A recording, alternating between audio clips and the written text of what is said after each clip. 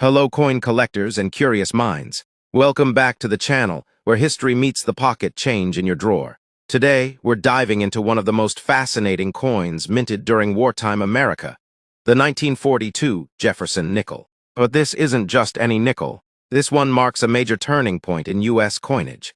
A year when America's entry into World War II forced a change in the metal composition of our everyday currency. Some call them war nickels.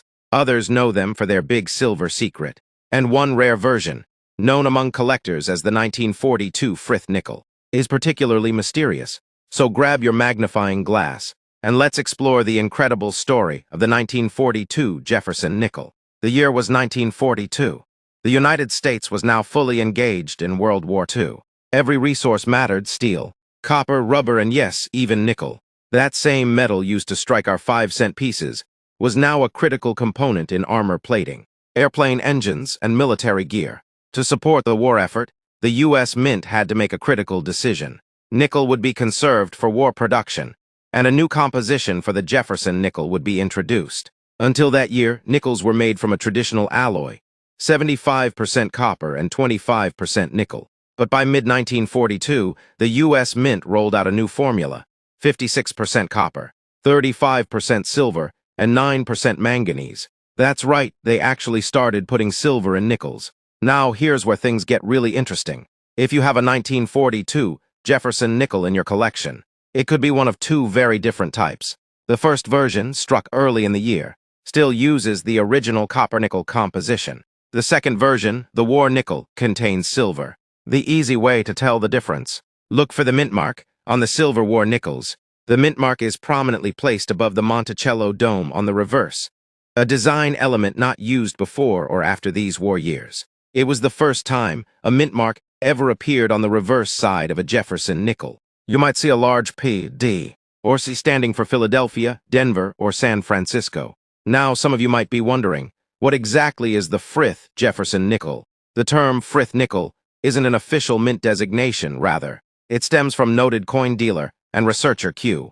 David Bowers, referencing a cataloger and numismatist named Frith, who helped classify the variations of the 1942 issues. The name stuck in some circles of the collecting community to distinguish the transitional and hybrid strikes, particularly those struck with 1942 copper-nickel planchets after the silver composition had begun.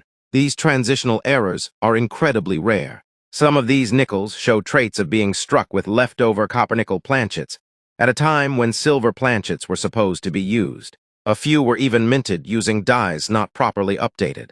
That's where the Frith label comes in, applied by collectors to describe these off-type, transitional pieces. Let's break down the main varieties and rare errors you might find among 1942 Jefferson nickels, both official and unofficial Frith types.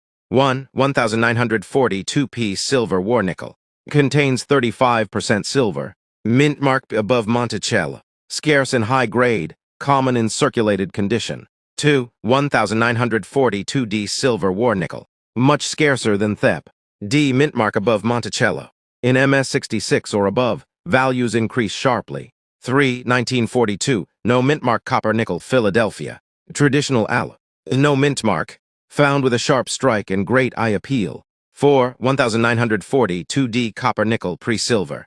Last of the copper-nickel Denver issues before the switch. Still no mint mark above Monticello. Instead, it's on the right of Monticello like earlier years. 5. Transitional error. 1942 copper-nickel with silver dye or vice versa. Rare pieces possibly struck with wrong planchets. These command thousands at auction. 6. Double die obverse DDO. Less common but known in the 1942P issue. Look for doubling on In God WWII Trust and Liberty. 7. Full steps designation. High-grade examples with visible steps on Monticello's base are especially prized.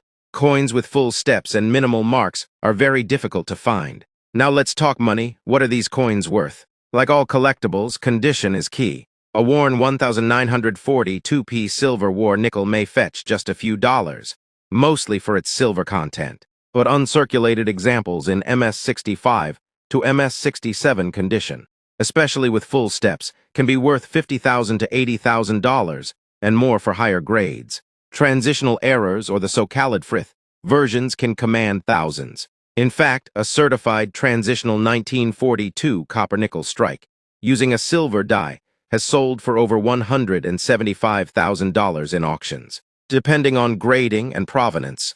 And don't forget proof issues. The Philadelphia Mint struck proof Jefferson Nickels in 1942, all in the copper-nickel alloy. These were made before the wartime switch, and they're easy to spot thanks to their mirror-like surfaces. A 1942 proof nickel in PR65 can fetch $90,000 to $150,000. But deep cameo or ultra cameo examples can bring in much higher premiums. If you're looking to collect or invest in 1942 Jefferson Nickels, here are a few tips. 1. Use a loupe or magnifying glass. Check for full steps and doubled dies. 2. Weigh your coins. Standard silver war nickels weigh 5.0 grams. If your coin is heavier or lighter, it might be a wrong planchet error. 3. Check the mintmark position. Mintmark above Monticello, it's silver. Next to Monticello, it's pre-silver copper nickel. 4. Seek certified examples. If you think you found a rare variety or transitional strike, send it to PCGS or NGC for grading and authentication. 5. Buy from reputable dealers. Always check for provenance and certification before buying rare errors or high-grade coins. The 1942 Jefferson Nickel is more than just a 5-cent piece. It's a snapshot of American history, ingenuity, and resilience during a time of global crisis. Whether you're hunting for silver, searching for rare errors, or building a full-date Jefferson collection, the 1942 nickel deserves a prominent spot in your collection. If you enjoyed this deep dive into wartime coinage, don't forget to hit that like button, subscribe for more numismatic treasures, and leave a comment below. Do you own a 1942 Jefferson Nickel? Ever find a silver one in pocket change? Share your stories with us. Thanks for watching.